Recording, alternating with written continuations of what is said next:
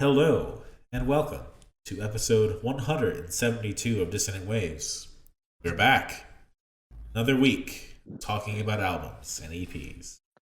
We spent way too much fucking time listening to LMFAO. Yes, that's Trix. Ritz has put me in the doghouse. Trix, could you tell Dominic that I'm not speaking to him? Yeah. Ritz is not speaking to you, Dominic. Okay. Well, that's fair enough. Because I picked for this week two albums, well, an album and an EP. LMFAO's Sorry for Potty Rocking and Laura Jane Grace's At War with the Silverfish. Trix picked Primus's Frizzle Fry and Viagra Boys' Cave World. I don't know if we were doing deluxe or not, but I did deluxe. I did not pick deluxe. I did not listen to it at all. Okay. And then Ritz picked 1/300's George mixtape, Jet City Sports Club's Every Single Dream EP, and Charli XCX's Brat. And of course, Brat suddenly has a lot more meaning than it did when it was picked. Yeah, so we picked all this stuff 2 Yes. weeks ago, and we had a bit of a delay thanks to me getting the flu. That might have actually just been my immune system, coming up for the LMFAO album, saying, "No, I'm going to protect you. This is going to be much more bearable." So we were thinking about delaying this by a day, but then we ended up doing something else and kind of delayed this by a week. So we've had a bit of time, and yet that it time got delayed a little bit more because of me. Yeah. Yes, that is well. Yes, we've had this has been a long time coming. I'm kind of glad we finally get to move past this one. Yeah. It was a funnier joke at the beginning of July instead of the end of July. Should we just get it over with? Because I don't really want to have the dread of covering it anymore. You know, it's kind of like rip off that Band-Aid. I actually got to book in dental surgery like later this week for my wisdom teeth, and that's kind of like been less scary than listening to this album. So first things first, I should apologize once and for all for party rocking. I party rock too hard. You did not party rock at all, my friend. Yeah, I gotta say, just very quickly, like whilst I thank you for putting the apology for party rocking. Party rocking was not the issue here. In fact, I don't think party rocking happened at all. So I'm gonna have to kind of refuse this apology, whilst there's been a true lack of understanding of the true underlying problem. Can I say something controversial about this album? Sure. Is there really anything you can say that's like a good take? The hits on this songs are on this album are hits for a reason. I mean, The two songs. the first handful of songs put the entire first album to shame. Like, they did improve. Yeah. This is objectively better than party rock. I by one element do have to agree, because unlike party rock, which got so bad that I just had to shut off the album and not care anymore for my own mental, I was able to get through the full of this album. There were some songs that I thought went for way too long and were giving me a headache, and that I did skip to the next one, but they were at the end and not as bad. When it comes to an actual listenable, I guess, quality, and just can you actually listen to this? It is better than party rock. The big issue I think you that could I still record have, sloppy lactose shit from me, and it would sound better than party rock, though. that is true. The big issue, and it's why the whole sorry for party rocking thing kind of gives a big ick here, is that there was an actual fucking issue with the first album, and it's how fucking bro the album is, how fucking deep down misogynistic it is. Yes. I don't think that issue's fixed itself on this record. It has not. No, it hasn't. They still got some very questionable fucking qualities about their lyrics here, and it's like I didn't want you to apologize for making fun music. I wanted you to apologize for objectifying women unironically. and that kind of still is happening here. I mean, you could say that that was acceptable back then. I don't think it actually was acceptable. I think just the majority of people listening to this were too young to actually understand the lyrical content. This was a big hit in middle school. Yeah, I was in high school. This was huge.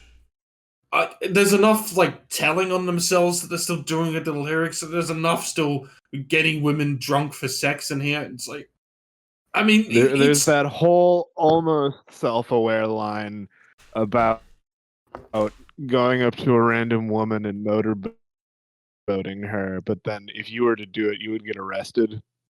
Yeah, but it's almost self-aware, but there's still those undertones of it. Yeah, that's why I said almost self-aware. Like it's I know. It tries and fails completely. Yes, I so would agree. the question is it better than Party Rock? Yes, because it's not hard to beat Party Rock. Your take of the hits on this album are a hit for a reason. Party Rock Anthem is so close to going to that so bad it's good, because it's by far the least serious and probably the least problematic song on this album, to be honest. Yeah. The everyday I'm shuffling moment is so fucking dumb that it actually kind of works. Yeah. It's there for no reason.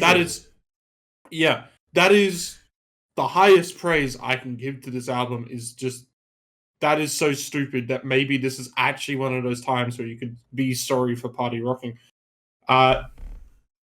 It's still not good though. What I will say, it's.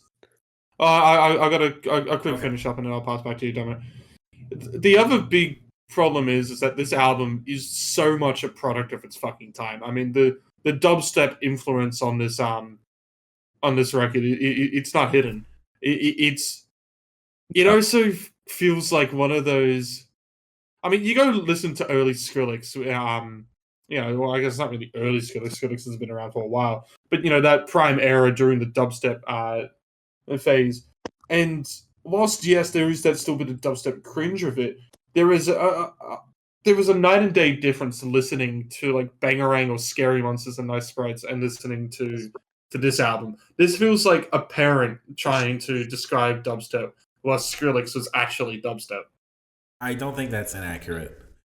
The thing I will say of you, I think I really like the intro in which they try to do the serious monologue and they just do it for comedy and they fuck it up and they do shit with it. And it's not very funny, but it's at least, again, a little bit of moment of they're kind of self-aware and they're kind of being silly, which after Party Rock you desperately need. And I think after that, yes, they have dubstep, but the dubstep honestly helps. Party Rock is so bad that them embracing just whatever fucking trend is happening just makes it interesting and more easy to listen to, because at least you know that. You know what dubstep is at this point. And on top of that, they got better beats, which for nothing else, they got better beats. And yes. That's, it sounds so fundamental, and it is. But again, things on Party Rock were so fucking abysmal. All the songs sounded the same. The beats were basic or just not interesting. So, Party Rock Anthem, kind of cringy, kind of stupid. Every Day I'm Shuffling, dumb. The actual song itself sounds nice to listen to in terms of, what is it, what sonically is it doing? Lyrics, fucking lyrics. Sexy and I Know It, again, it's tighter. Those songs are tighter. They understand how to use their voices a little bit more into doing songs. They're kind of rapping, kind of talking. They're not trying to sing as much until at least later. And that's all for their benefit. They kind of were told hey, you're kind of not good at this shit. Figure it out for the next one. And they kind of did. It's not good. But again, they did something. I just imagine though, you're a musician, and out of all of the music that you put out, you have to say that Sorry for Party Rocking is your magnum opus, Because for at least one of these members, I, you know that's going to have to be their case of their life. And you know they're going to be proud of it. Ritz, if I featured on Party Rock Anthem, I would be putting that shit everywhere because that song is fucking like a billion views on YouTube or some shit. No, that's understandable, but for retirement. That's understandable for you for saying yes. Look, I was a part of Party Rock, and I was a part of one of the biggest songs of the 2011, 2010, whatever. 2010, fuck, they can really stay in that year. That's understandable, but it's one of the biggest songs of the decade. But, yeah, I mean, there's that fucking Hubble ad. I don't know if that's ever gone outside of Australia. I doubt it has.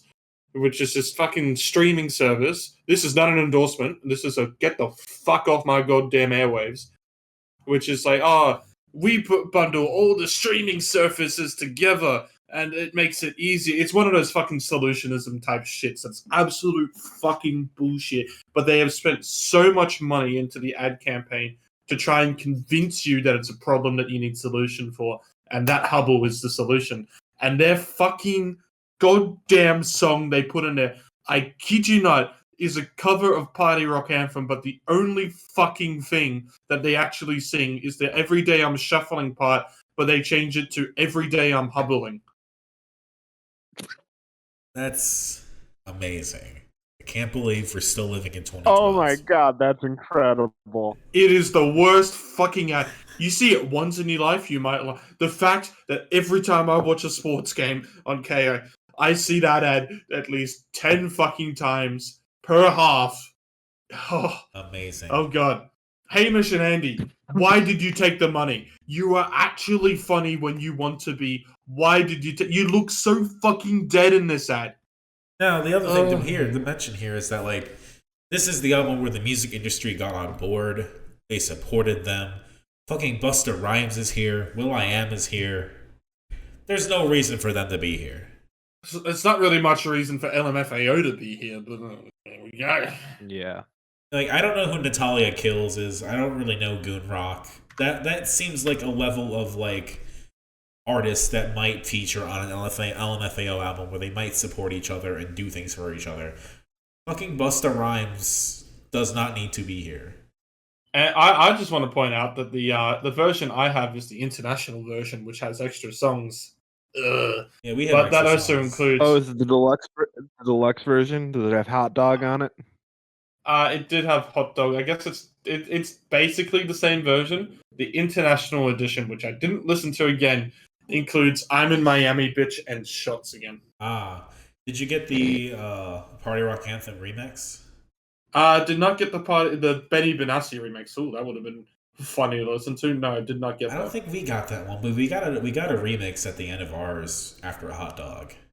I did not. Oh, I did. There's also Audio Bot remix. I don't know. There's a couple. Yeah, but the big artist that they have on this is Calvin Harris. Yeah, if you remember, Calvin Harris. No, Calvin Harris absolutely blew up in 2010, 2011. Oh God, I forgot how long he's been around. Well, he's been around for even longer than that. I mean, it wasn't. He didn't break out in 2011, 2012. He had success before that. He had those absolute hit with Feel So Close and Sweet Nothing. Yeah.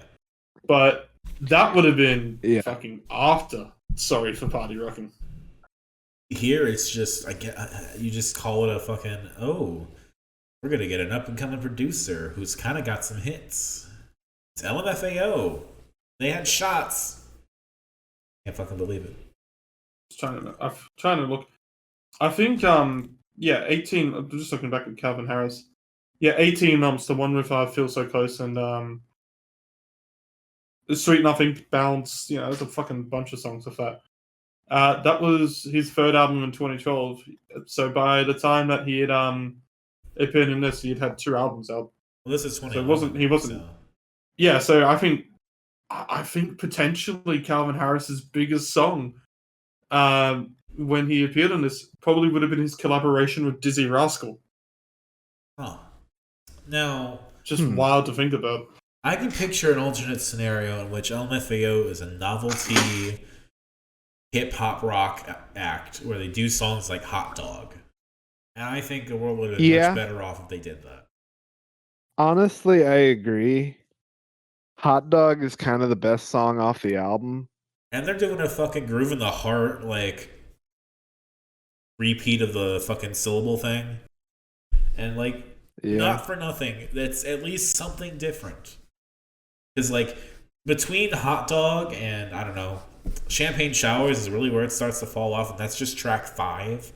Almost everything in the middle is just kind of slowly getting back to what party rock was. It's better, but it's still just like, oh, they're partying and they're doing stuff, and the beats are getting worse. Take it to the whole, because Busta Rhymes is there. Sounds better.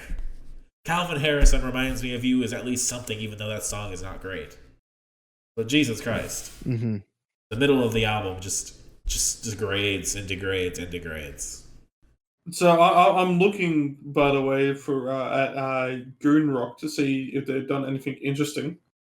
When basically half their Wikipedia is just their involvement in Sorry for Party Rocking. Yeah, no. And he went to school with Red Foo. So this was the this was like the Nepo Baby album. I saw Nepo Babies last night. Last Dinner Party were pretty good. You know, actually, there's quite a bit of section dedicated to his work with Jennifer Lopez.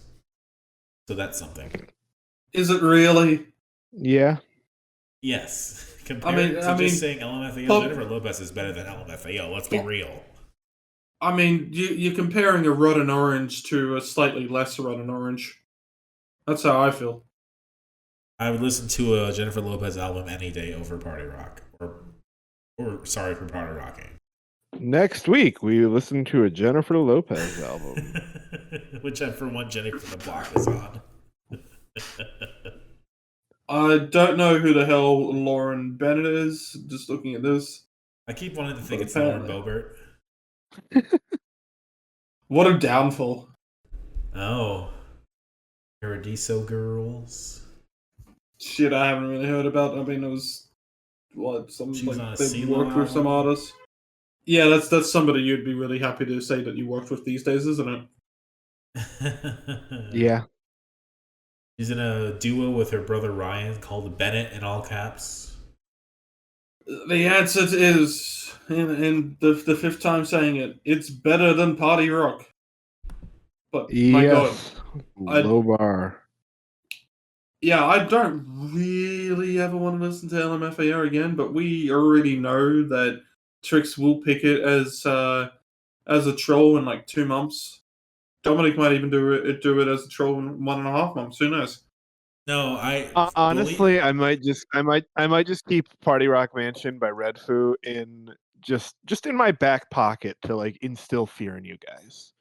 Trust me when I say I do happen to know when a joke stops being funny. I do know when to call it quits on covering an artist. You know, sometimes, whether they ask us or not, I am actually done covering an artist for a while. That being said, I also know the rule of comedy that the joke gets funnier the longer you wait. And it does come in threes. It does. So in 3 years, Party Rock Anthem. Or actually, there was something else on there. I just want to mention, I'm looking at Party Rock Mansion, and you go on Wikipedia, it goes read through chronology.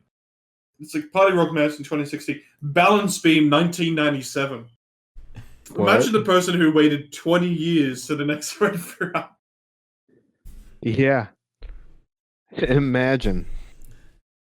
Trix over here waiting for the next Red Foo album. Crazy. Who could have thought hides my cassette collection? So this also came up on when I was looking at it on iTunes. I'm not gonna pick this, but I think this is fucking ridiculous. I'm in your city, Trick. I saw that too. I think it's on stream. It's on streaming. Yes. On iTunes, it's listed as an album, or on Spotify, it's listed as a compilation. Oh my God. It's 51 versions of this song, but they just swap in different fucking city names. I'm in Philly, Trick. I'm in Reno, Trick. I'm in Boise trick. There's one probably for every fucking state.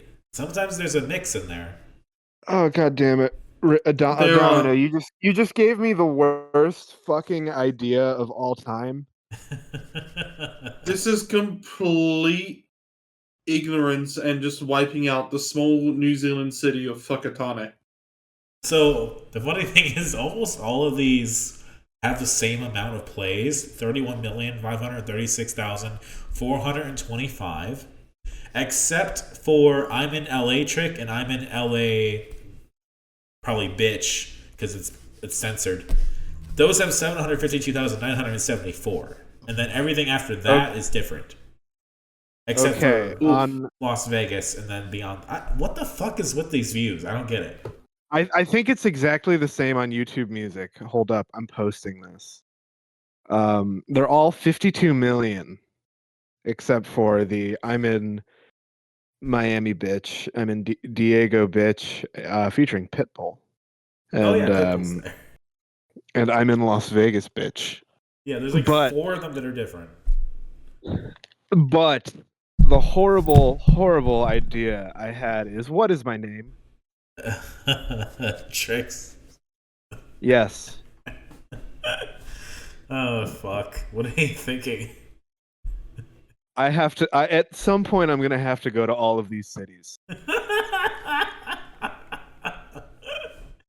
just to play the song.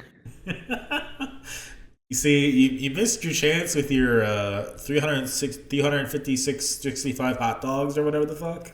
Yeah. This is your new Instagram fucking thing. Yeah. I'm happy to move on from this now. I don't have a favorite or a least favorite, nor should you ever expect me to. Do you think Red Foo works out? At this point in their career, they probably got nothing else to do. Beat each other's meat. Oh wait, Uncle Matthew talks about it on Hot Dog and Sexy, and I Know It. I think. Yeah. I've actually never had a bacon wrapped hot dog. I guess that's something you gotta change. It is. While you change that, let's talk about anything else. Damn straight. Let's go to Primus. Frizzle Fry. Fuck yeah, Primus sucks. Yeah, Primus sucks. I don't get the joke on it, but I'm sure it'll be explained. Somebody shouted Primus sucks once at a show, and now it's used as a term of endearment. That's literally it. Fair enough. So Trix introduced the album, you picked it.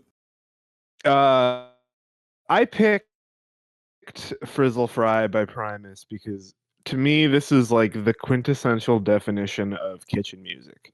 And I wanted to try and set a more concrete definition of that. Like when I'm listening to this album, I'm usually listening to it in a rush. I'm like 6 or 7 tickets deep, and I'm the only one in the kitchen. And I'm just fucking listening to that rhythmic. This whole band is the rhythm section, so it really gets the blood pumping. So yeah, this is quintessential kitchen music. It's interesting. It's really interesting. I've never fully listened to Primus like this. I've listened to bits and pieces, obviously. Jerry was a race car driver, obviously. I've heard Too Many Puppies somewhere in my life. And this, like... Well, what do you think? It's a good album. I was kind of exhausted listening to it. But that is fair. It's one of those that I respect a lot, but I cannot find myself returning back to just for the fact of it is so much. I felt that way at Primus before. Primus is an acquired taste, and the only way you can get acquired to that taste is just by continuing to listen. Well, I guess that's what this show is for. Yes. Yeah, I would have discovered Primus through John the Fisherman and Guitar Hero 2. Yeah, that's fair. That's a good way. I got into them in college when I first started playing bass. I mean, Jerry was a race car driver, was in Tony Hawk. That's probably where I first heard them. Yeah. And I definitely hear that style coming through on this album, even though this is earlier. Like this definitely sounds like that band that made that song. They probably actually had it kicking around because Like it was 91 and 1990. They were released, so I could see them having like just a huge bank of songs that they were, because I can see these guys just like smoking a ton of weed and just beating rhythmic shit out on their instruments. And it's not like this is the first time you've spun Wes Claypool on us. It's just the first official time we've covered Primus. It is.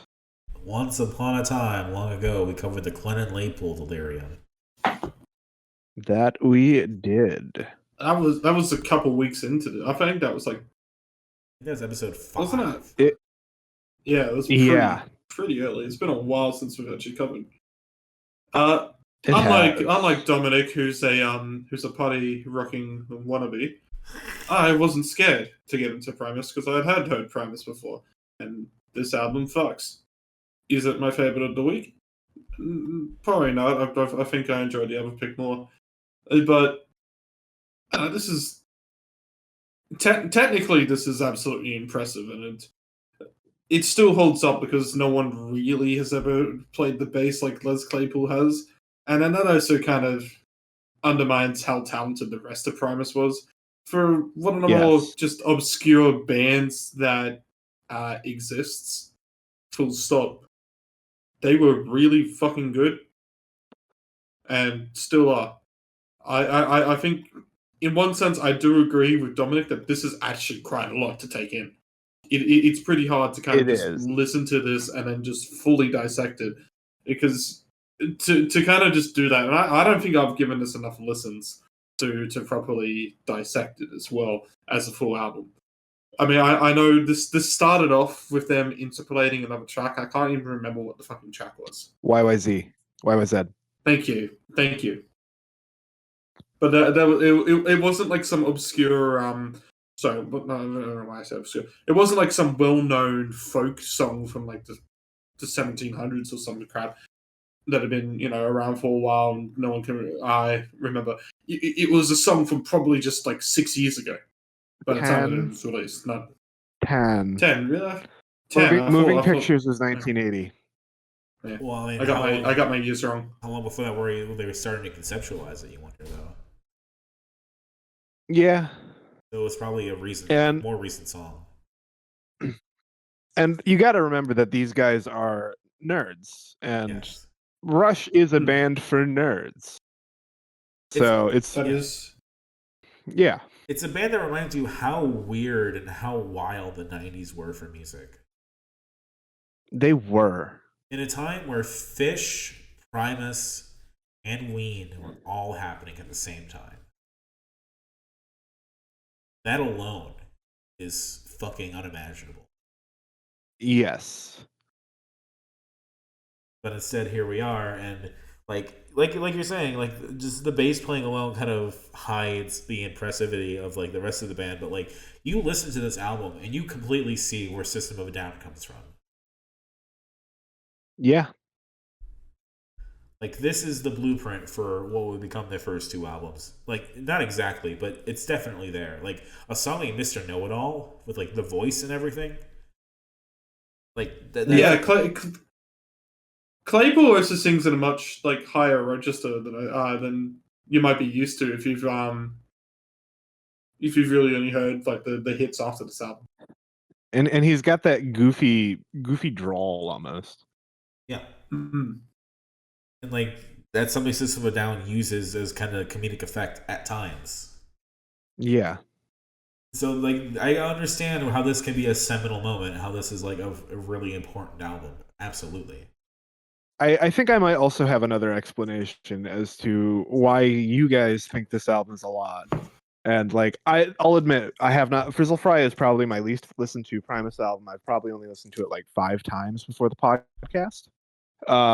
But I've listened to a bunch of Primus, and I agree that after a while it can get grating. But when you're working a blue collar job, there's something about like the repetitiveness and the rhythmicness that just really lends itself to absorbing this album. Sure. And like, so I'll correct you just a quick. I don't think this is too much to get into, because I got into this album in full. I love it. Absorb is what I meant. It's not even to absorb it, because I do still understand what I was listening to. It's more so just trying to actually properly, I guess, explain it. Yeah.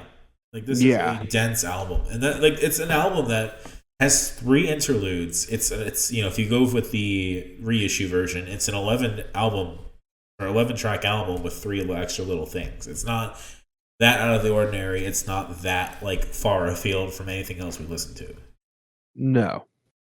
There's just something about it that it I don't want to equate it necessarily to reading a Finnegan's Wake or Ulysses by James Joyce, but it definitely has that thing of if I'm gonna take this in, I need to take it in full and really sit down with it and enjoy it like a complex book.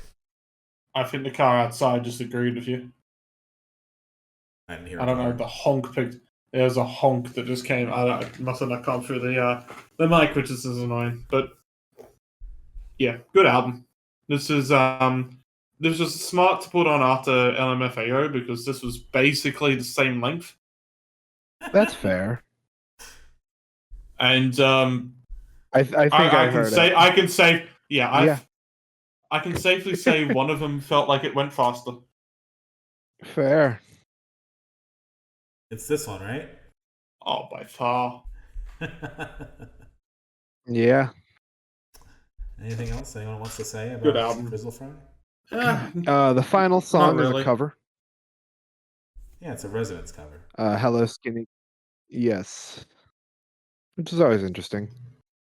Coward of the Rocks is a cool closer, though of course having the extra song on there kind of lessens that, but it still works. Mm-hmm.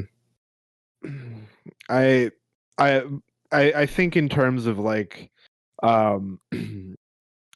peak of this album, I think, is John the Fisherman. Okay.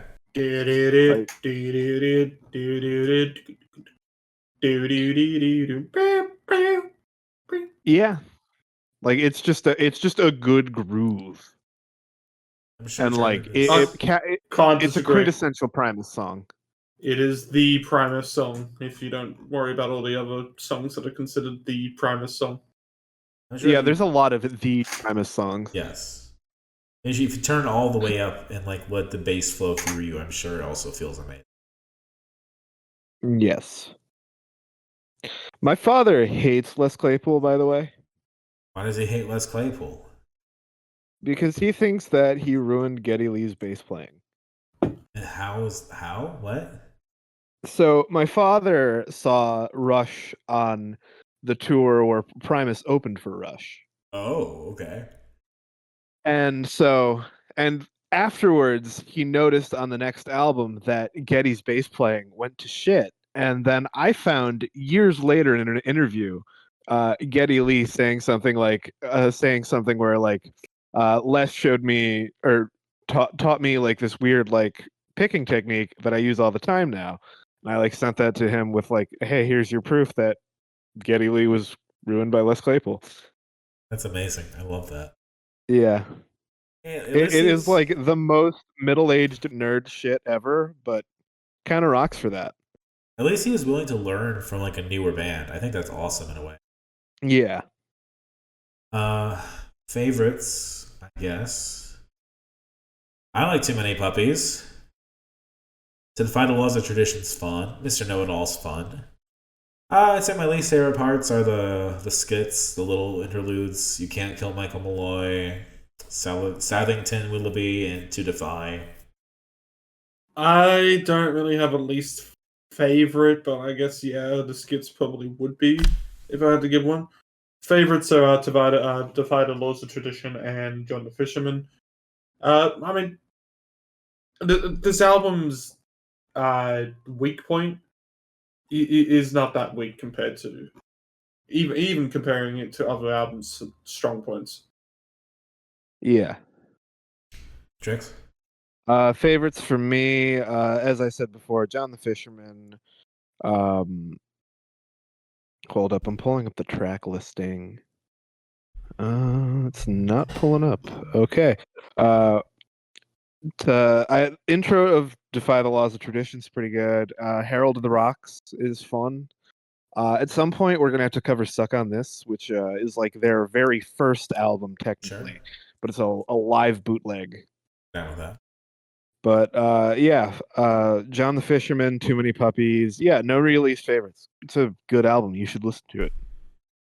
All right. Dominic, what are we covering next? Well, another album has unexpectedly become a bigger deal than it was when we picked it. It's like the opposite of LMFAO in a way. Let's talk about Brat.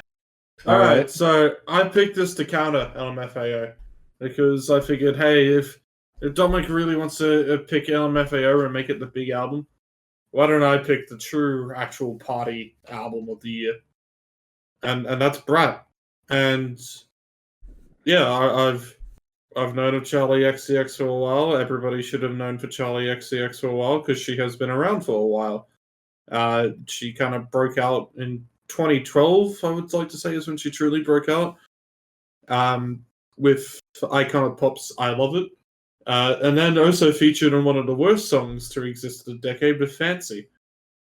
Oh God! So she's been in the highs and in the lows, but then truly made a name for herself when she decided to collaborate with artists in the PC music scene, most notably the late Sophie, who produced the Vroom Vroom EP, which got a lot of acclaim.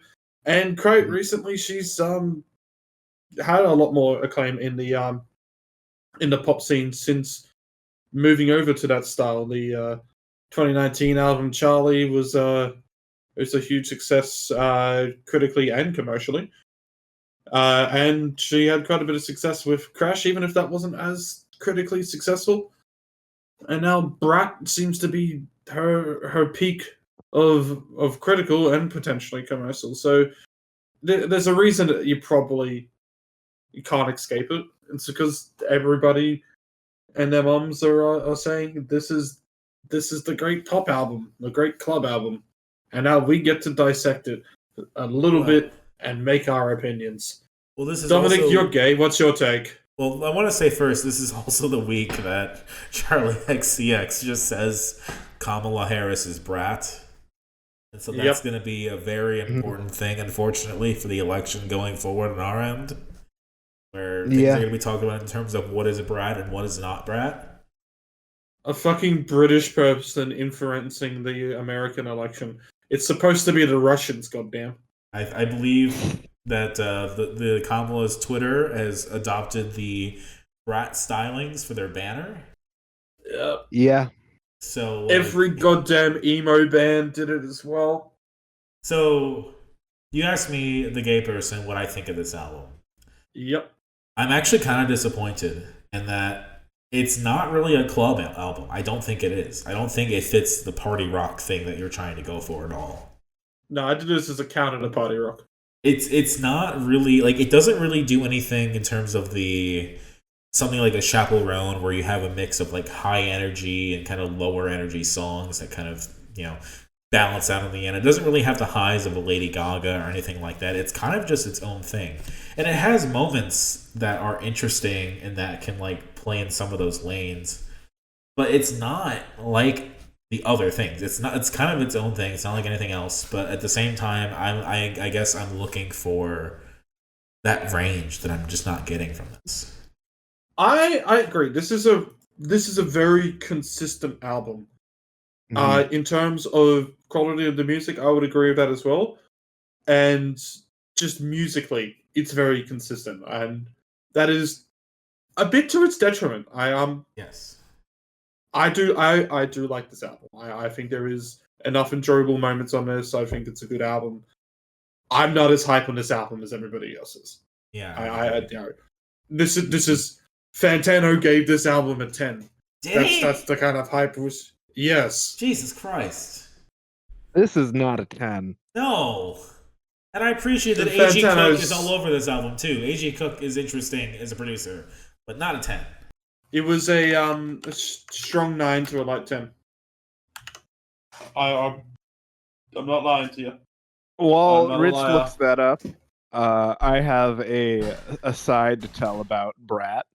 Okay. For a minute in June, I was seeing a lot of posts on Twitter that were just fucking black text on a white background in the Brat font. But my brain is so fucking like conditioned to like weird shit and like occult shit that I thought it was everybody was making fun of the Schuylkill notes for some reason, Okay. which are just like these weird notes in like Pennsylvania, like an hour from where I'm at, where it'll just be like a bunch of like conspiracy theories crunched onto a paper, and for some reason that is all I could see when people were making fun of the Brad extended edition on Twitter. Yeah, we didn't do the extended edition, I think, and that's fine. That worked out all right. Yeah, I don't think there's much need to do, especially when we already had a pretty long week of, I guess, 2 weeks of covering stuff. But yeah, there's your proof. There's the 10 out of 10 that was given by Fantano. It is one of his rare 10 out of 10s. I know he loves Charli XCX. Yeah, that Charli XCX is one of his albums. I think it was his album of the year in 2019 with Charli. And look, I'm not ever one of these people who, there are so many people who think you need to attack fucking Fantano for his opinion and stuff like that. No. I respectfully disagree. Yeah, I mean, he loves Charli, that's fine. I'm just not there. Yeah. I think for people who are truly into Charli's discography and a lot, not more invested, yeah, this is an album that's fucking Christmas for you. I think this is a very consistent record. I can see with the success that it's having this year as well that it's going to fucking be one of the big albums of the year by the end of it, regardless of people's reviews of it. But this goes back to the discussion we've had before about, like, are fans really going to be critical in the way they actually should be critical? Like, going back to Beyonce and her albums, like, they're just consuming it, they just want it, they're not really, like, talking about it or being critical about it. Sometimes they will be, but the stereotype at least is they're not. That was definitely a thing with the Swift album this year, where I just, a lot of the case when you see people talking about it, it's just saying I like Taylor. I didn't really see much people actually. I actually had no idea how that album sounds because I haven't heard a single song of it or really any description. All I've just seen is people just either give the praise or the hate. I mean, I think Fantano, going back to him, was the only one that probably did an actual kind of assessment of the album, and I still didn't really understand what the album sounds like from that. I don't really plan to listen to the album, so I probably will stand by that. Just leave any comments that I have just to the side because I don't have any comments, actually. I haven't listened to the fucking album. And, now we've listened to this, and we haven't listened to this with as much Charli context. I mean, I liked Charli. I liked How I'm Feeling Now as albums. Honestly, I probably enjoyed both those albums more than Brat. I feel like the PC music influence that was over those albums had a lot more variety than it does in Brat. I think. Well, whilst we do get some moments that are different and some interesting moments on this album, let's not kid ourselves and say that there is nothing interesting on this album. Oh no, there's Sympathy as a Knife is great, for example. I think the closer is actually one of my favorites off this as well, when it has that callback to the opener and then starts switching up, and it gives it as is it just repeating kind of vibe, but then the way that it just switches up and moves away is done so fluently, I guess is the term I want to use and stuff. I think it's a great closer to this and a great kind of switch up that happens. I know a lot of people are talking about the Girl So Confusing because there's the Lord remix of it as well. Also a pretty great song on there. Yeah. And you go back to also very early Charli XCX. I mean, fucking what song was it? It was Break the Rules. I don't want to go to school, I just want to break the rules. That was a song, and it still to this day shits me to tears. Because I know there was some attempt at self-awareness in it, but it just didn't hit. I heard that horny this time. Yeah. Yeah, someone disagreed with me. It's fun noticing that Guess on the extended version is written by Dylan Brady as well. Yeah, who was also a part of How I'm Feeling Now. Claws, I believe, was the one. Yep, that was produced and written by Dylan Brady, because that was one of my favorite songs in 2020. I do always enjoy some Dylan Brady production. And that's the thing. It's like you're going back to that old stuff and what you're listening to now. There's such a massive increase in just quality. But yeah, I still agree. Like as a full album, I think it gets lost by. Whilst there are interesting moments, and whilst I don't think there's a single song in here which I can tell you is bad, it all gets like kind of just lost in itself and its own kind of, I guess, in a sense, sameness. It's not like the songs are actually the same. There are differences between the songs that are noticeable, but it feels like when it's just been so consistent in its vibe for the majority of it, it kind of just gets lost in itself. That really becomes a detriment to this album.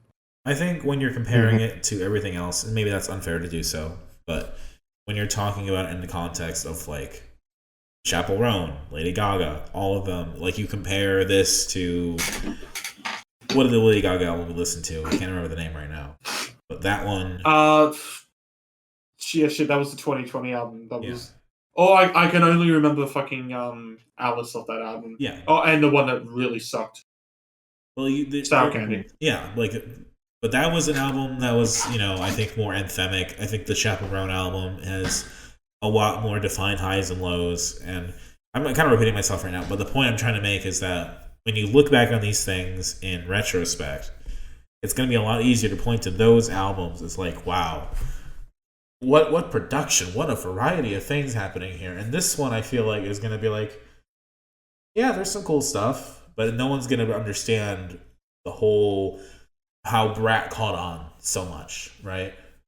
I agree with you in a sense, because this becomes a good talking point about albums, and comparing it to Chappell Roan is good, because I think this is a better album when we talk to consistency wise, and as an album should be judged, than Chappell Roan, because Chappell Roan had those highs, yes it did, and it was a varied album. But those moments that didn't work stood out a lot more as just not working. And so when it comes to what would you rather listen to the full of, like back to front to no skips kind of way, I would prefer Brat. But if you actually ask me what I think has those more standout moments, just because we talk about contrast, I would agree with the Chappell Roan. Even if I'm not sure what song I would probably pick as the highlight out of both of those at this moment, I could tell you that there were those standout moments in Chappell Roan, his album, just because we had those moments that we could say safely were the down periods. Yeah. Mm-hmm. I don't think Brat has its red wine supernova. I don't think Brat has a coffee even. If you want to go for the range of it. Like, I was really waiting because, you were hyping this up as a club thing, and it's on me for kind of expecting it to just be a club thing, right? But if I'm listening to this, in the club, I don't think there's a moment where anything on here is going to make me feel that euphoria that you want.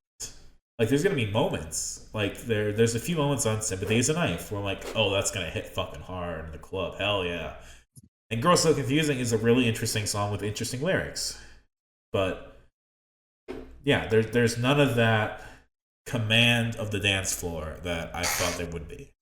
Yeah, it's, I mean, granted, there's probably a lot of culture to Charli XCX's fan base and the people who listen to this music, but I'm just not a part of it. So, yeah, I mean, it's funny to say that, because I've actually also seen Charli XCX live. It's just one of the random things that I've seen live. I've had friends see Charli live this summer, and I've had friends see Chappell Roan live this summer. Yeah, it feels like an album in which, like, you wouldn't... just assuming by how most clubbing goes, it's not one that you would start the dance floor to, and it's not one that you would end it to. Yeah. But is it a good album? Yeah. It's pretty good. It's enjoyable. I don't think I've done enough party drugs to fully understand this album. Fair enough. Didn't you have a party drug story you're going to talk about, Trix? Yes, I did. it's funny that this kind of delayed because, unbeknownst to me, a straight male friend of mine bought some poppers, Yes. and he bought them just because like he read on a forum that like he'd get high from huffing them, and he I warned him of the gate. All we heard was warn you of the gay. He and then still you bought cut out. Yeah, you Like, got it cut out there. It wasn't that far. It wasn't that far off. I said gateway to gay sex, That is true. That's true. and but anyways, I'm trying to find the message again. But like this has been like 9 months in the making. I found out because like I searched through and found like his first mention of poppers in the chat. I was at Laneway earlier this year, and I spotted someone. I'm like, oh, did I see this guy at yours and ours? Like, I don't know. I don't know if I should approach them because I don't know if it's them or not. I don't want to approach a random person. And then I saw him take out a popper and do it. I'm like, yep, that's the dude. And the way, okay, I found the messages. The way he described poppers, his best way to describe poppers is for about 1 minute, your entire body disappears but your dong. And then immediately follows up with, I can see how someone could just slip a dick in there. Yeah, I've never been one for doing poppers. I'm pretty straight edge these days. I think the only thing I've touched at a show or a festival was after the festival. Actually, someone offered me a hit from a bong, and it was after the festival. It was all done. I felt like, yeah, I can reasonably do this, and not feel annoyed for not paying attention to the music. I was at a club. Like the fact that the people are just fucking themselves up in poppers, watching all this music, and I'm just like, how are you doing this? How are you spending so much money to get off your face that you're not actually able to tell where you are? Like, what's the point? Just do it at home. Come on. I was at a club once, and a friend gave me poppers to try, and I did it, and you know, the head rush was interesting, but I just got sad. I believe that. So I left. Like that's it. Trying at the club. I'm waiting to discover a vintage 80s bottle of video head cleaner. Yeah. That'll be my poppers. Like first real video head chair. cleaner? Yeah. Hell yeah. Like proper from the 80s. Yeah. Yeah, my popper stories that I got sad. So I'm not too big on doing them. Yeah, this guy is also trying sense. to find Quaaludes from the 80s, so he's a maniac. Fair enough. Anyway, going back onto this, so we'll go into our favorites and least favorites now. Favorites, I liked Sympathy as a Knife. I liked Von Dutch. I liked 365. Least favorite's gonna be one of those middle tracks where it's just kind of just forgettable. Probably So I. That's probably going to kill somebody. It'll be their favorite. Like, no, I love this track. And it's like, well, I'm just a random white dude from Australia, so you can come fight me. I like Sympathy as a Knife. I like Girl So Confusing.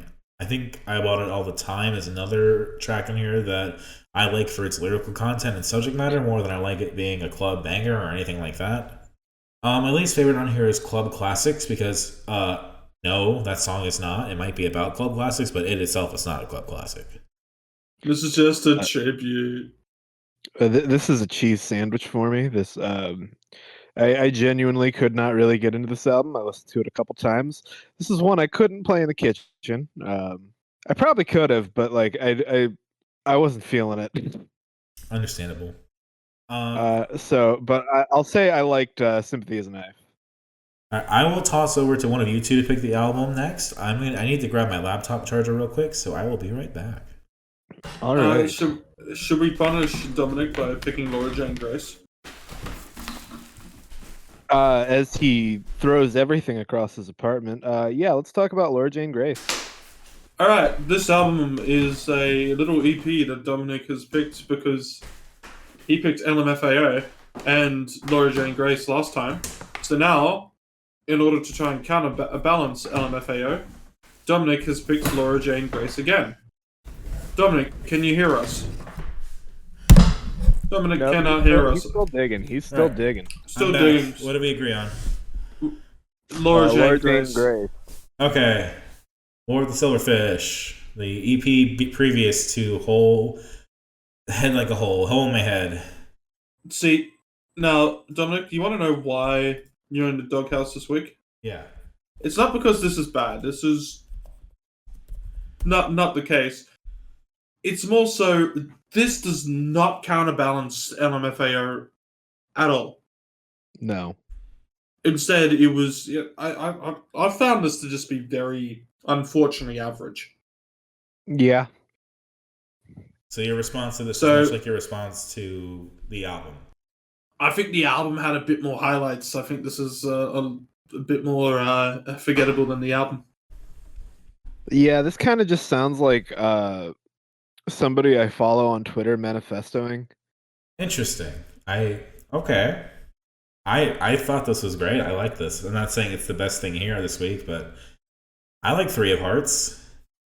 I think yesterday part 2 Three is of a fine Hearts closer. probably the only highlight. Long Dark Night talking about cities around Chicago was fun. I don't know, like it's a vibe like the last one it was. You know, I think It's nothing bad. It's just I don't think any of these were really highlights. Knowing Laura Jane, I mean, maybe I'm just an Against Me fan compared to a Laura Jane Grace solo effort, but that's where I'm at. Yeah. and that's totally fair. I like Against Me quite a lot. I did not expect to like Laura Jane Grace as much as I think I seem to have.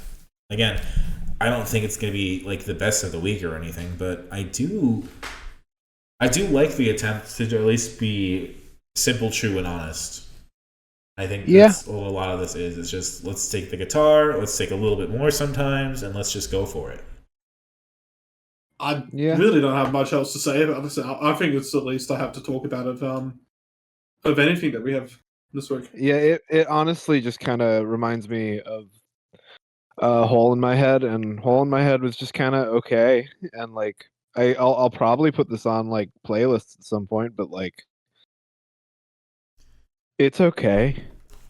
I mean, Hole in My Head was probably better, we'll say, but this is just, you picked an okay-ish album, like the okayest pick. I think you overcorrected and went so middle of the road that I don't know where I'm going with this.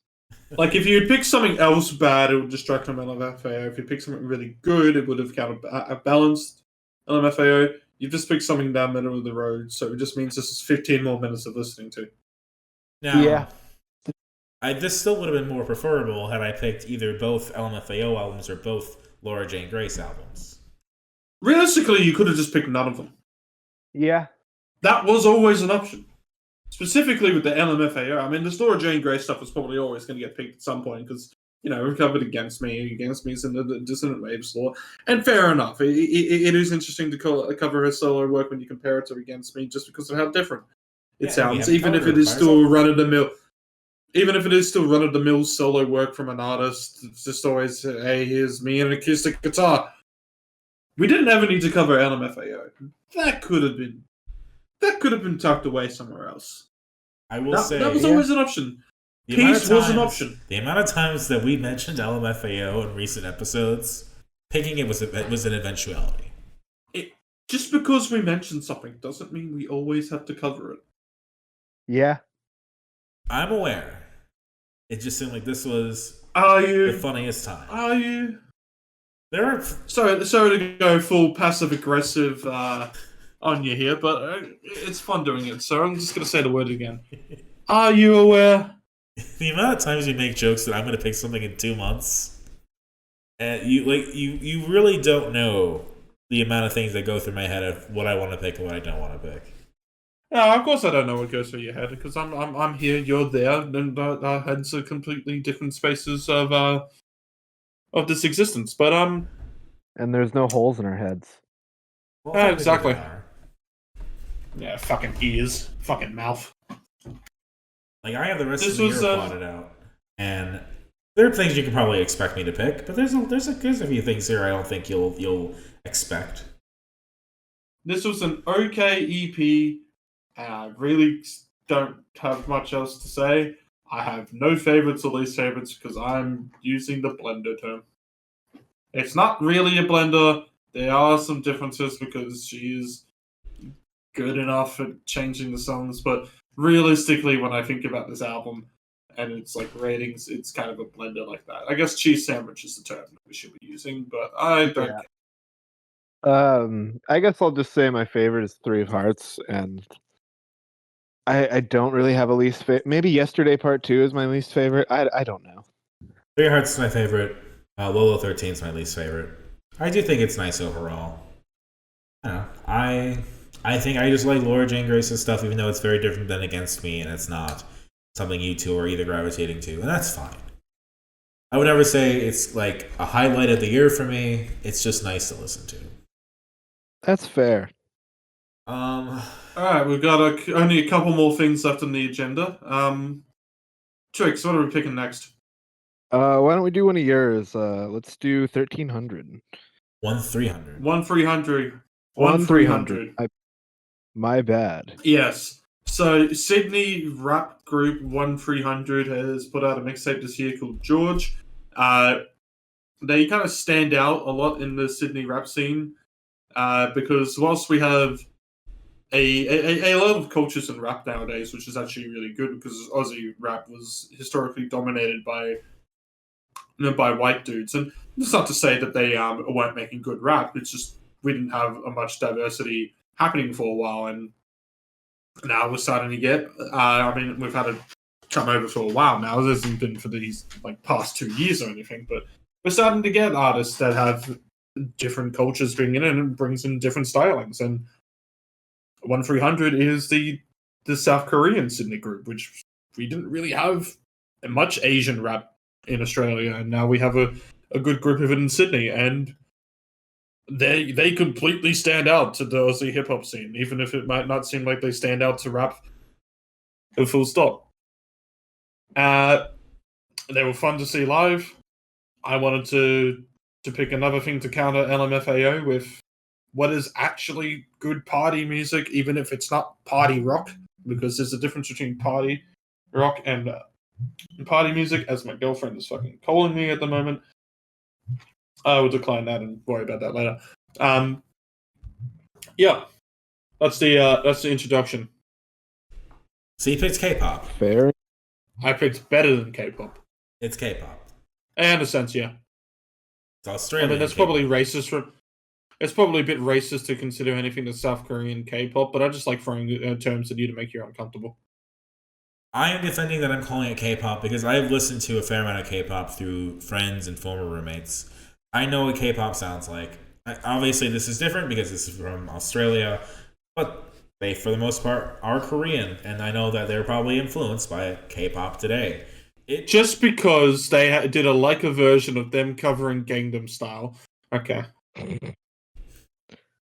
It sounds like it would be something that it would pass for K-pop if it was released in Korea. Yeah. In a sense, there is K-pop influence. I will not deny it. Just from the BTS that you have made me listen to, I can see some similarities. I would not call this K-pop. I would call it to have the influence that those scenes have, especially with the rapping that K-pop has these days. But I would not particularly call it K-pop more than I would call it rap or just hip-hop. I think K-pop also should be called what it is, and that's rap and hip-hop. Well, that's in a sense, there are artists like that, but there are also a lot of artists in K-pop that don't have the rap or hip-hop influence. And you're right, which is why calling it all K-pop is actually kind of reductive, but the fan base doesn't really seem to care about that. That is true. So anyway, now that we've had this is too. Now that we've had this discussion, what do you think of the actual mixtape, Dominic? It's good. I liked it. Yeah, this is fun. There's a lot of variety that they're going through in the tracks as well. The production, I believe it's Nerdy who does the production on a lot of these tracks. I need to go check and make sure. I can't see who's who. I'm not that knowledgeable in 1-300. I should probably feel about this a similar way that I feel about the Laura Jane Grace EP. I like it. It's got some good songs. Not my favorite of the week, but it's good stuff. That's a fair take. I obviously I enjoy this a lot more than the Laura Jane Grace. It's not my favorite of the week either. Spoilers, I guess. Mhm. But I think I haven't really brought Aussie hip hop onto this podcast. I don't think I actually ever have, if I'm correct. I might have I like don't think had might have been sometimes with some artists or something have appeared on there, but I felt like that was a genre that was really really stuck in its own place that it carved itself in the early noughties, and it was a scene that was very much trying to be American hip hop, and was still very delayed in where American hip hop was at. Whilst it did eventually carve itself to having a good little scene, it was kind of stuck in what it sounded like, and Hilltop Hoods were the only band that was really trying to do something different for a bit there, and even then it came with some flaws. So seeing artists like this, which fully kind of, well, whilst I think it does embrace a lot of the kind of vibes that Aussie hip hop had, it's evolving it into a place where it feels like there's something fresh happening here, and it's actually quite unique in its own way. And it's not just because of the diversity and that we're having here. And this is like, oh, now it's not just a bunch of white dudes talking about their problems. It's actual learning about other cultures and stuff like that. I think put that aside as well, they have an interesting selection of tracks here, which all go in their own different little ways, and there's some interesting production driving these tracks that make them quite danceable. Levitate is also a fucking banger. Yeah. I quite like Rock Lee too. Rock Lee goes pretty hard. I Ape Shit was my favorite. Yao Ming was pretty cool too. Like You go ahead. They're rapping in Korean, they're rapping in English, and I think they do a great job of switching between the two, incorporating both of them into the songs. I think they're really smooth and good at what they do. Yeah.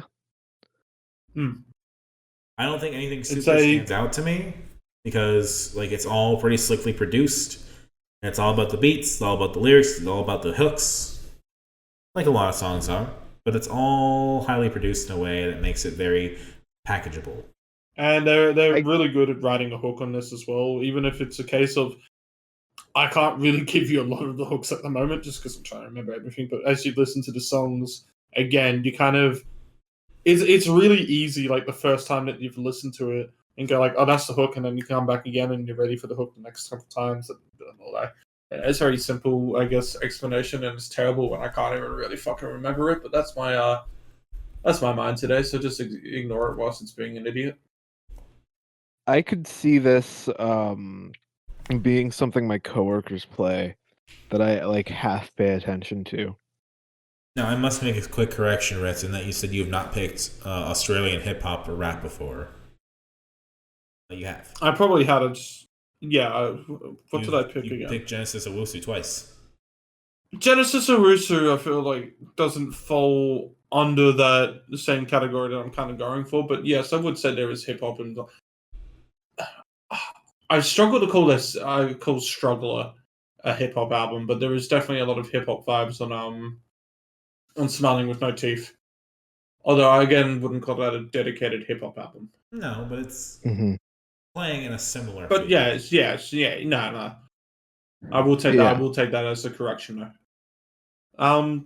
Yeah, it's not too much to go into here. It's our introduction to 1300 on the podcast. I can't really see me picking the rest of the discography at the moment because I don't think there's going to be too much in terms different. But young rap group is fucking great to listen to at the moment. They put on one hell of a live show. Recommend for anybody who's on the fence, even though their live show just kind of finished, so it might be a while until you get to see them again. But yeah, there's some really great hooks on this. This is a great hip hop album, even though it's kind of more of a mixtape and a short one. Thumbs up. My favorites on it: Levitate, Ape Shit. Least favorite, probably Super Bad. Blender for me, but I'll shout out Ape Shit. All pretty smooth, all pretty cheese sandwichy. Like you said, Yao Ming, Rock Lee, Levitate, all pretty good. No real least favorites. I don't know. Follow Me had a nice hook. Dominic, what are we talking about next? I would like to talk about one of the surprises. The part where this should have really been an album we listened to in 2022 when we were listening to other stuff like this. Yes. Let's talk about Cave World.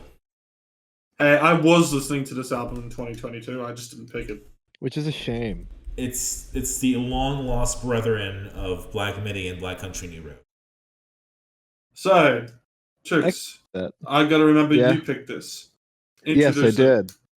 This is an album that kind of just popped onto my recommended. I started listening to it in the kitchen, and it fucks. That's really all I have to say about it. What makes it kitchen music? It's upbeat, and it's got a weirdness to it that keeps it fresh. Okay. And sometimes Trix, she just wants to return to Monkey.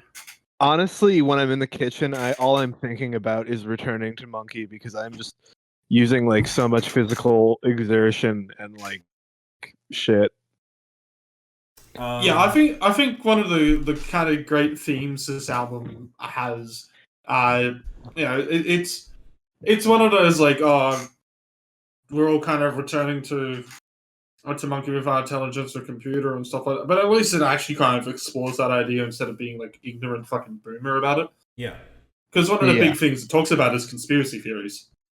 Indeed. In like a really intelligent and interesting way, it also comes at it from a bunch of different angles. Mm-hmm. And kind of. And then there's also the song that just kind of doesn't talk about that at all, and it's just a complete standout in its themes, but it's fucking funny. Is Ain't No Thief. Yeah. I think it talks about it in a very different way.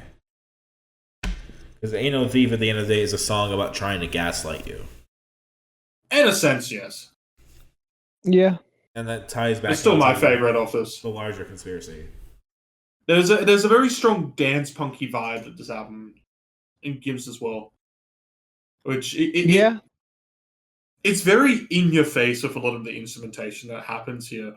But it's not grating. It's somehow probably the most danceable out of all the albums that we've covered this week. Yeah. I don't know. Primus is pretty danceable. That's true. Now, I did listen to the deluxe version of this, so that was my experience. And what is the deluxe at? 4 songs, It Ain't Enough, Stretch My Arms, Milk Farm, and Only Friend. Yeah, I finished this off at Return to Monkey. I would have listened to this via local files because I do have this album. Sure. Mm-hmm. I think, for the record of it, I think this extra songs just make the album become too much. Kind of like Primus. It just became a lot to listen to. Fair enough. I think the only song that is really worth diving into at any point is Only Friend, just because of how different and how weird it is and how sad it is. I'll have to check it out. But yeah, reminding myself that it does end at Return to Monkey for real is always important because I can kind of just lop off that extra stuff in my feelings. It's much better in a condensed version like it is. I'd like to shout out the lyric in Troglodyte that's like, and late at night he sits on his computer and writes about the things he hates. Because we're essentially doing that is right such now. a good fucking song. Yes. It is. That's another one of those ones where it hits you like at the start with its instrumentation and it's like it's really just danceable the whole time. Yeah. And like go ahead, Trix, you're gonna say something. I pretty much said it with like he sits and late at night he sits on his computer and writes about the things he hates is a lyric from Troglodyte. And that's essentially what we're doing right now. Well, I was gonna say there's a great connection because quite recently you picked Amel and the Sniffers. Yes. And did you know about the Amel Viagra Boys connection? I did. I don't. What is this? I'm completely going to mansplain Trix, but this is fun. On their album Welfare Jazz, there is a bonus track at the end of the album, which I kind of consider a part of the album. Yeah. which is a cover of John Prine's "In Spite of Ourselves," which features Amy on vocals. Mm-hmm. Yes. That's cool. It was also a single. Mm. It was released shortly after John Prine's death, I'm pretty sure. There's actually 3 songs she features on, and it's kind of it's released as like a little single EP. In Spite of Ourselves, Ain't Nice, and Creatures. Yeah, which are all on Welfare Jazz. Yes. Welfare Jazz is also a good album. I'm excited to see Viagra Boys later this year. I I think basically I bought the ticket to the show, and then Trix was like, "Oh, we're going to cover Viagra Boys," and this is why Trix is my favorite this week. I was really intrigued by Creepy Crawlers. I thought that was a really intense, interesting song. I love the creature going off the deep end vibe to it. And it starts off with this kind of like, I guess horror creature kind of vibe. I guess Mhm. ambience at the start of it as well. Yeah. It's like there's a lot of that kind of just interesting production or choices that happen throughout this album, which help kind of keep the attention going. Yeah. It's like they just start off with, man, there's little kids growing up with animal hair. Some of them are growing up with tails, maybe even 2 tails, man. They're putting little microchips. They're putting little microchips in the vaccines. And it's like, that just frames everything in the right way. I guess another thing that we haven't really also talked about is the vocalist's style. It's unique. Like it's a uniquely Viagra Boys vocals, and that really fits with what they're trying to do there, and it creates its own kind of aesthetic that's happening with the album, and this, especially with this whole kind of like conspiracy stuff in this, it gives this kind of like sense of paranoia, but it doesn't feel like it feels like there's enough self-awareness of what's happening without throwing away kind of the character that they're playing on this album. Yeah, it's paranoia for the character, not for them. Yeah. In a sense, this album has really good voice acting. Yes. Yeah. I mean, but it also because it puts on so many guises for each track that you kind of get trained to understand. Okay, punk rock loser is obviously not the same person as Troglodyte, or maybe they are, but that's a different perspective than Ain't No Thief, right? So it's all kind of segmented and separated in a way, but it all has the similar enough elements that it's easy to see it as pieces of a whole. Mm-hmm. I like this album. I like Trix. Trix is cool. Everyone be like Trix. Hell yeah. I think no one be like Dominic. I think the cognitive trade-off hypothesis is actually probably the fucking nicest beat of everything. I think the music in that is sonically is just my favorite. Mm-hmm. Fair enough. It's like I like Ain't No Thief. I like Troglodyte. I just think that for once they let the music do more of the talking, and I think that just works so well. I think the interludes that go into some of these tracks as well actually do feel like they have a certain purpose of keeping the album's flow whilst not being like just overly pretentious interludes. Yeah. Yeah. It's a really good album. This is my favorite of the week. Yeah. I like it. Yeah. I think it's I'd like to shout out at the end of Return to Monkey with like the whole like our murder takes place in Japan. Yeah, that whole section was wild.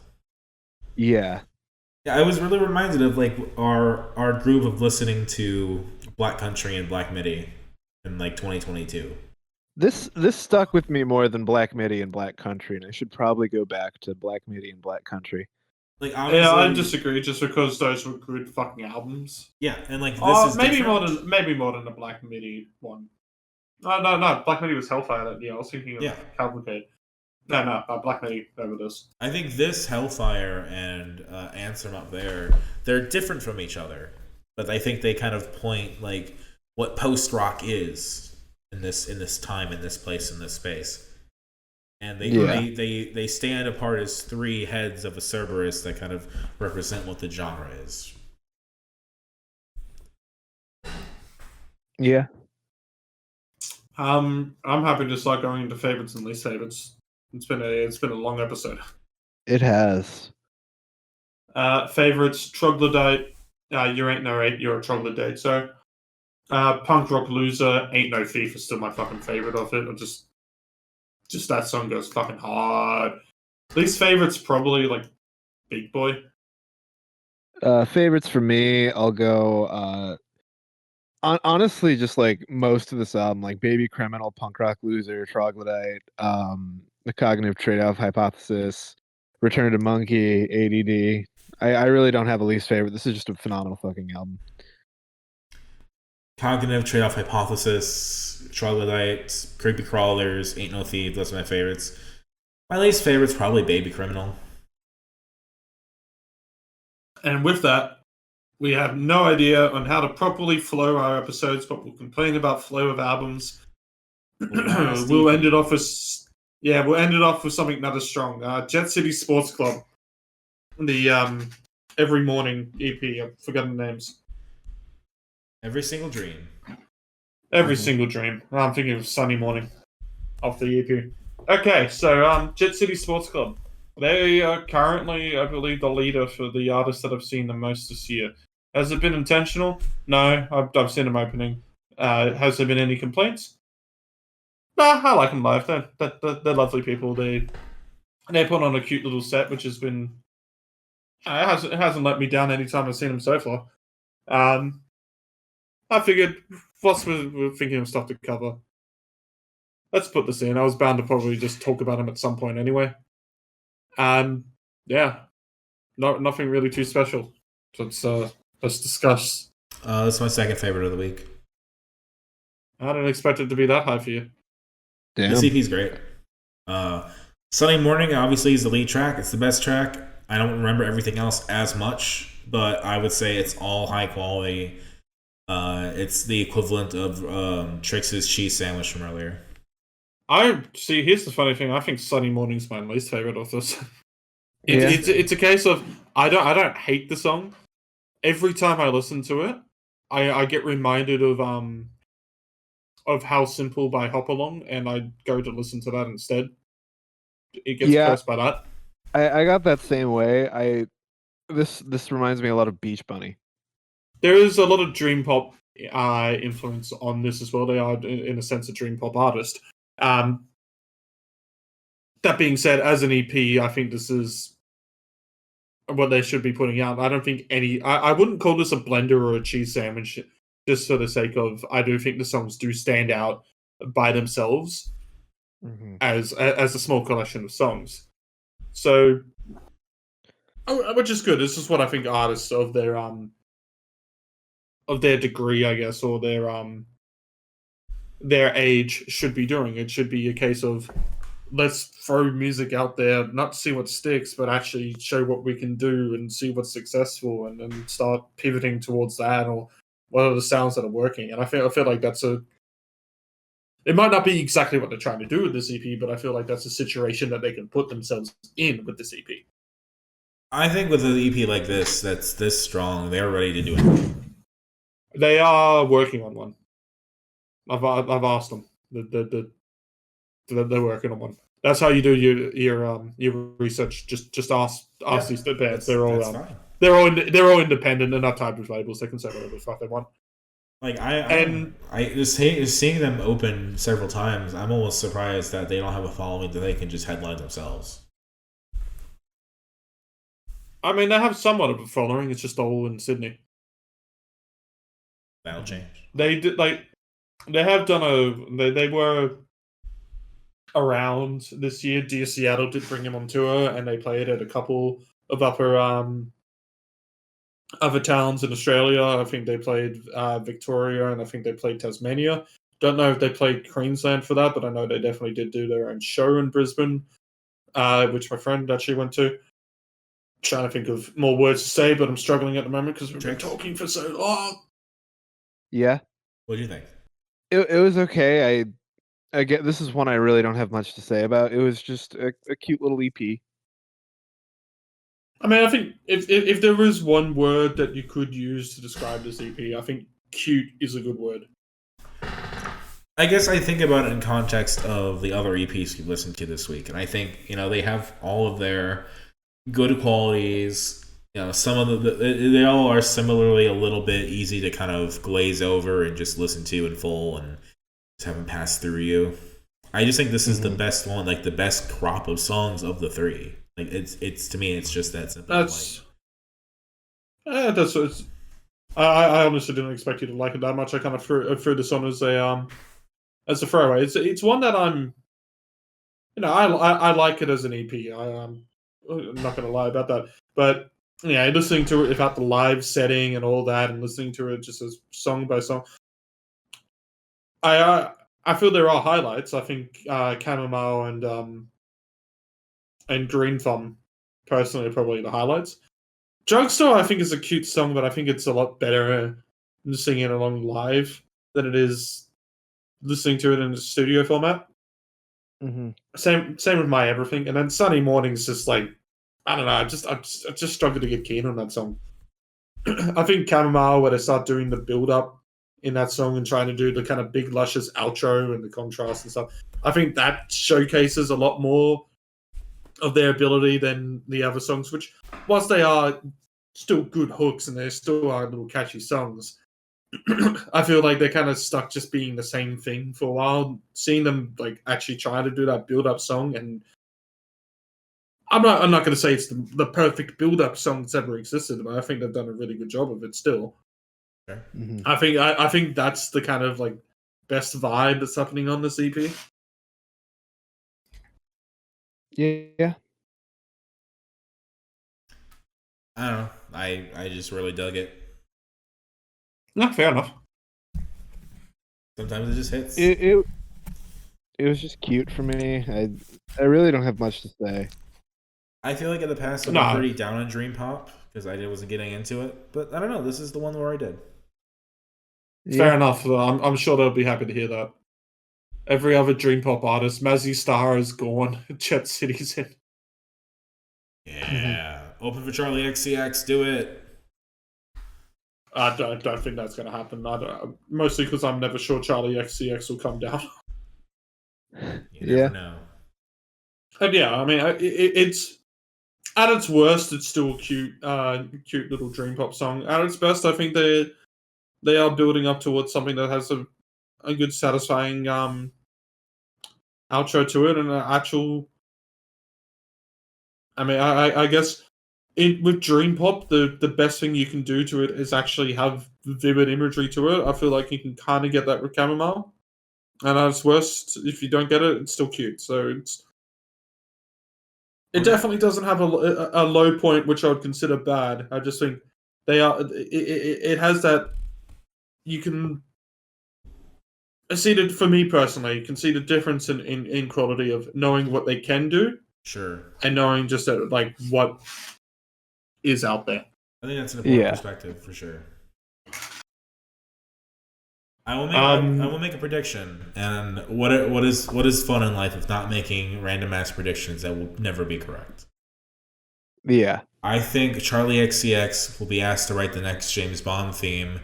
As a result of that and the success of it, she will tour in Australia and she will ask Jet City Sports Club to open for her. I think that is the stupidest prediction you've ever done. But if on that 1 out of 10,000 chance that I am wrong, I will acknowledge it, and I will apologize to you personally on recording.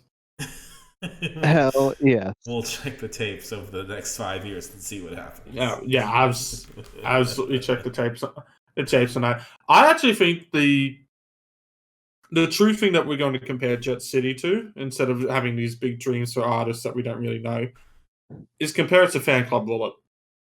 Yeah. Better. Because that was the case of, that was an EP. I know, Dominic, you weren't as keen on the EP as me and Trix were. But the album came out, and that was a huge improvement on all fronts. If that's what happens here. Also, Their album I was also, in fucking a great. sense, a more consistent thing, and I feel like that's probably where Jet City is going to be at. And it's going to be, we see what happens with the album, and then we compare it to this EP, and if it becomes that more consistent, that could be truly where we go like, okay, now this is where it hits. Finally, I get it now. Yeah. I will be very excited to see if that's the case. Until then, favorites: Chamomile, Green Thumb. Green Thumb and My Everything are the two songs that I think sound the most similar to each other out of anything on this, and I think Green Thumb is just better than My Everything. Least favorite: The Country Vibes and Sunny Morning. I admire the attempt. It's just not for me. Favorites for me, My Everything. Least favorites, Sunny Morning. Favorites: Sunny Morning and Green Thumb. No least favorites. With that, let's get into the rankings. Oh, we got a lot to rank this week, don't we? Start. The least favorite is LMFAO. Do we have a universal agreement? Yes, Yes. I have it. Done. Yes. All right. I'll start. So LMFAO at the bottom. I don't know how to put that. Then this is where it gets all real funny because I had to remember absolutely goddamn everything that we've covered this week. I'd say, in that sense, we probably have to put Laura Jane Grace at the second bottom. Then I'm probably going to put Jet City Sports Club. And then I'm going to put... Yeah, and then I'm going to put Brat, and then I'm going to put 1-300. I think I enjoy 1-300 more than Brat. Then I'm going to put Frizzle Fry. Because whilst, I can probably digest everything better, Frizzle Fry is still fucking incredible. And in Cable, it's just number one. Yeah. It's a great album. Ritz's order is exactly the same as mine. All right. Obviously, LMFAO is at the bottom. Above LMFAO, I'm going to put 1-300. Above 1-300, I am going to put... I'm going to put Brat. Then Laura Jane Grace, then Primus, then it's Jet City Sports Club, then at the top is Viagra Boys. Congratulations, Trix. You got a universal number one. Is this the second week in a row? I think so. Holy shit. That's a first. You picked I'm On the Sniffers and then these two albums. I don't think, looking at the data, it's not that surprising. You picked good albums. Yeah, you're right. I did pick good albums. This might be the era and the arc where Trix goes, finally, I know how to win. Pick good albums instead of that fucking week you picked Midnights. And we're going to fun next week, okay? I also love Pretty Hate Machine, so... Alright, well, what are we doing next week? Trix, do you want to start off? Yeah, I'll start off. So, last week, the whole Tenacious D thing happened.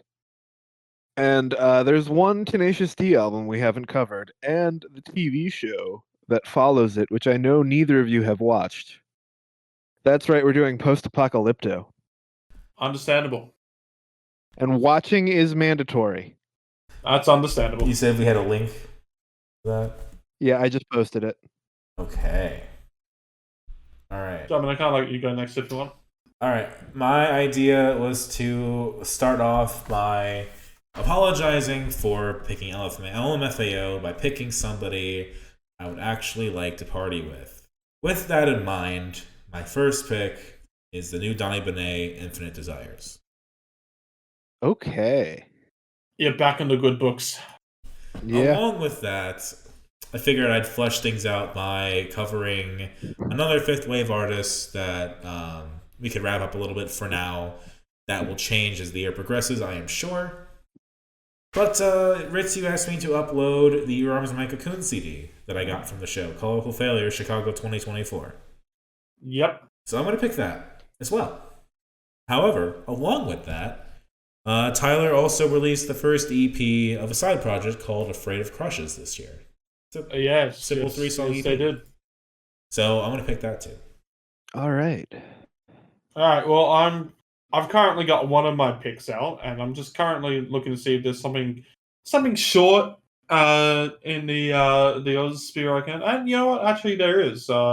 There was a bunch of short stuff in the Sphere, so I'll pick one of those. Because the first album that I'm picking here is pretty long. I don't want to go with one long album and then one that's kind of mediocre and slang for not mediocre, mid and slang for like 30 minutes. Because this one's an hour, I don't want to go too long. That's the Oolong self-titled. There's a bunch of songs of this album that I've been absolutely fucking with, so need an excuse to listen to the album again, so we'll chuck it on here. And then next, short Aussie Screamo that a lot of the artists in the scene that have been hyping up. It's the new Gatecrash album. I need to listen to that. I haven't actually listened to that, so I'm going to go listen to that, and we're going to go into it blind. Is it going to be something we love? Is it going to be something we hate? Only will we find out when we get the death threats from all the band members for hating it. Who knows? All right. And that's Gatecrash, The Life That Lies Between. All right. So that brings us to Tenacious D and Post Apocalypto, both the album and actually watching the fucking thing. Yes. All right. Ritz, you chose Oolong's Oolong, their self-titled, and the Gatecrash's The Life That Lies Between. Yep. I have picked Donnie Benet's Infinite Desires, Your Arms Are My Cocoons, Colorful Failure, Chicago 2024, Demos EP, whatever the fuck you want to call it, and the self-titled EP by Afraid of Crushes, called Afraid of Crushes. That's going to do it for this show, this episode, this week. My name is Dominic. You can find me online at DACICHOCKI on Twitter, Dominic Chikoki on YouTube if you must. I am on the Games I'm On Found podcast quite often, at least once a month. This week we're going to be recording an episode about Kingdom Hearts 0.2... Oh god, I can't even remember the fucking title of the thing. The 3-hour fucking demo that's in 2.8 Final Chapter Prologue. 0.2 A Fragmentary Passage. And then I think we're going to talk about that movie that's in that compilation as well. I've been Redline. You can catch me on whatever's in the description below. I want to hurry this up because I'm so fucking hungry and need to make dinner, so... I've been Trix, and you can catch me somewhere off the coast of the Caribbean islands. Hell yeah. That's going to do it for us. Have a wonderful night, everybody. Bye-bye. Bye.